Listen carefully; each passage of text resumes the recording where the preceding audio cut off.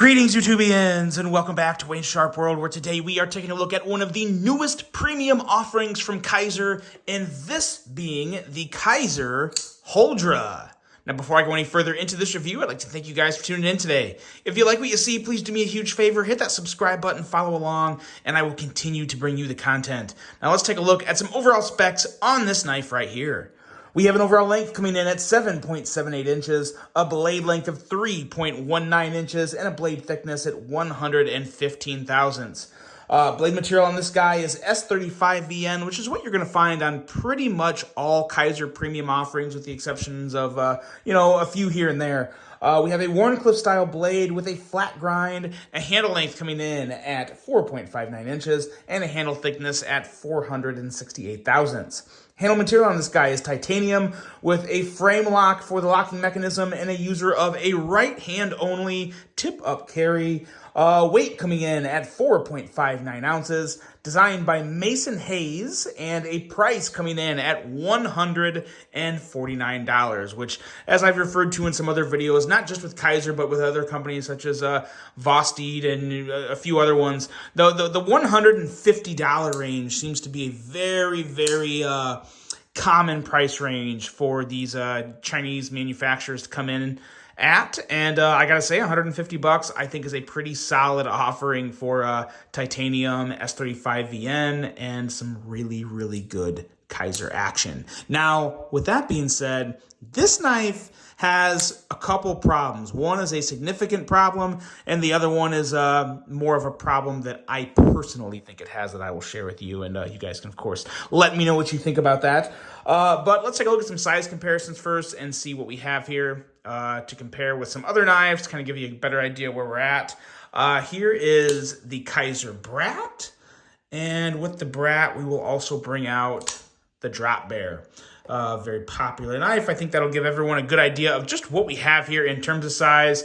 I think it's a nice size knife. The one thing that does kind of stand out right away is you definitely have more of a handle to blade ratio, not quite that 50-50 or as close to a 50-50 ratio that I think that I look for, and I think a lot of other people look for, but not a big issue, not the big problem. I think the blade ratio could definitely be improved upon, but there's more of a functional problem that we will talk about here in a second. But first, let's get to the blade. Very solid Wharncliffe blade. No huge issues. I think it looks rather nice. It's kind of I think overall it's more of a stealthy design. I definitely kind of get like some stealth fighter vibes from it. Behind the edge reading on the blade is a little thicker than normal for Kizer. Still adequate at 24 thousandths behind the edge, but normally with Kizer, you're more common to see the 15 to 18 thousandths behind the edge. So it is a little thicker, but I will say in terms of it being just a really good cutter, it's still a nice blade. Still a solid blade, just not quite as slicey as some of the other Kizers out there. On top of that, we have all the deployment methods on this blade. We have the blade cutout. We have some jimping for front flipping. We have some jimping flomp. We have some jimping on the back for your regular flipper. And yeah, so you got all the deployment methods here. We'll talk a little more about the action here in a second. But yeah, a blade that has pretty much everything. And the fuller too. You can also, of course, use that fuller to kick the blade out with. So yeah, all the deployment methods, very solid blade with a decent edge. And then we get into the handle, which I think the handle also looks really good. I mean, I like the clean lines on the handle. Kind of reminds me of some other knives that have just more of those, just a couple straight lines, just very, very nice and clean. Ergos are solid. Feels good in the hand. You got a couple grip positions so you can kind of choke up a little or kind of go back into more that's just a standard grip, which I do prefer, I think. I really like how that feels in my hand here. Nice, solid lockup with the frame lock. And, of course, you have your over-travel stop and all the bells and whistles up by the lock bar, which is really nice. The clip. This is where we run into a very big problem. In terms of the design of the clip and the overall aesthetics and ergonomics on the clip, I think it feels great in the hand. I don't have any issue there. I think it looks really good, actually. I think it goes really well with the handle and everything. You have an ultra deep carry, which I really like. This once you get it in the pocket, this carries very well. The big problem, the functional problem I have that kind of a bummer to tell everyone, but we have a real issue getting this knife into the pocket.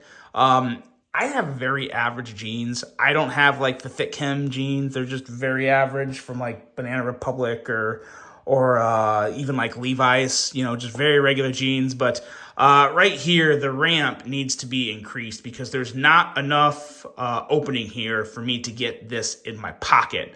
Every time I kept pushing it in, my hem was kind of hitting the flat spot at the end of the clip here.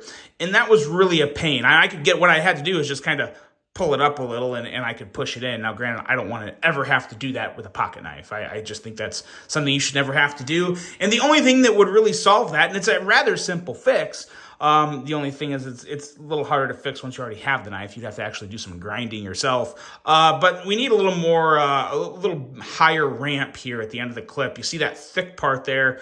I'd really like to see the thickness of the end of this clip maybe ground in half to increase the ramp up to have more of an opening to slide it into the pocket, because I had some real issues there. And it's probably going to be the reason why I don't hang on to this one. It's just not enjoyable to go into the pocket, and that's a really big inconvenience for me, and I think anyone else.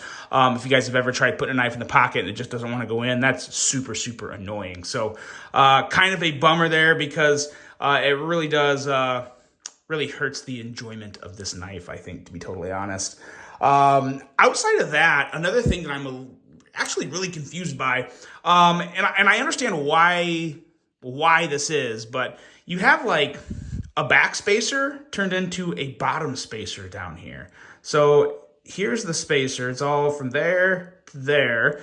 And what it's doing is obviously a couple purposes. It's serving as some stability for the knife because you're connecting this knife. I'm assuming, I haven't pulled this apart yet, but I can tell you with just pretty much certainty that these two screws screw down through this back spacer or the bottom spacer into the other side of the handle. Now, it's a nice, very clean show side. I really do like that a lot. So that's cool. But what happens is this bottom spacer here really kind of kills the blade to handle ratio. And obviously within the spacer down here inside the handle, you also have the clip being held in there. I don't think there's another screw. I think it's probably just cut to a certain way to form up there, and then the two screws kind of hold everything together. So the clip's solid. Like there's no real wiggling or anything. The tension's actually really good on it. The biggest issue with the clip, like I said, is there definitely needs to be more of a ramp to go into the pocket. But I don't like what this bottom spacer is doing for the overall blade to handle ratio. As you can see, there's a lot less blade than handle, which I don't necessarily dislike a knife solely because of that. But I think what would have really benefited this knife is if you would have taken this bottom spacer and move it to be more of just a back spacer, like put a regular back spacer there. And if this is affecting the clip, there's still ways around that to where you could like get rid of that much of the bottom spacer down here on the knife, and that would open up a lot more space to have a longer blade. I mean, a considerably longer blade. I mean, look where that tip is going in here. The tip is going in right here on the knife. So that is a really, really good, I mean, that's over a ½ inch of potential extra blade space. I mean, you wouldn't be a full extra ½ inch with a redesign, but you could probably still add a solid 1/4 of an inch, maybe a little more than a 1/4 of an inch in blade length. That I think would really do this knife wonders. You'd have a little more sharpened cutting edge, and personally, I think it would look a lot better. I think this would also work really well with a drop point style blade. I would actually prefer a drop point style blade on this particular design, given the handle shape and everything else. But again, that's more just personal preference. I think you could also pull it off with a Warncliffe style blade. I think it'd look really good.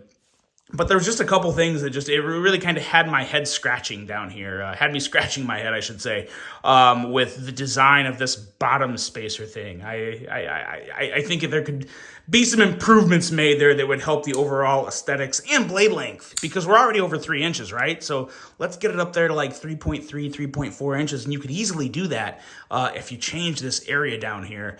I think that would really be worth looking at, because I think this knife, I think barring the clip issue, again, the clip issue really makes things a problem for me, but barring the clip issue, everything else about the knife is very, very nice. The action is fantastic. Extremely good action, regardless of how you're deploying it. You want to middle finger flick it, or front flip it, or regular flip it. It's all good to go. Very, very smooth, really good Kizer action that I think we're all come to expect on all their knives from this point on. And you're getting it with this. You're definitely getting good action. Just, I think, a design that could be worked on and improved, and most importantly, a clip that does not provide good entry into the pocket. So that really needs to be fixed. And again, it could simply be fixed with just a sander or a grinder at home. But the last thing I want to do with a knife that I just spend $149 on is have to grind down a pocket clip. That just shouldn't happen. So that needs to be changed. Other than that, so yeah, mixed reviews on this one, guys. It's one of the very few Kizers that I can't really recommend because of the pocket clip issue. I'd probably look at something else. But I think this knife has a lot of promise. You fix the pocket clip issue, do something with that weird bottom spacer down there, and maybe get a little extra blade length, and a lot of potential here. A lot of potential, but there's some misses. But that's it, guys. That's the Kizer Huldra. Let me know what you think of this knife, and let me know what you think of Kizer so far. What Kizer model that has come out this year so far that you really enjoy. I hope you guys enjoyed this review. Hope it helped you out. Hope you guys have a great rest of your day, and until the next one, I'm out.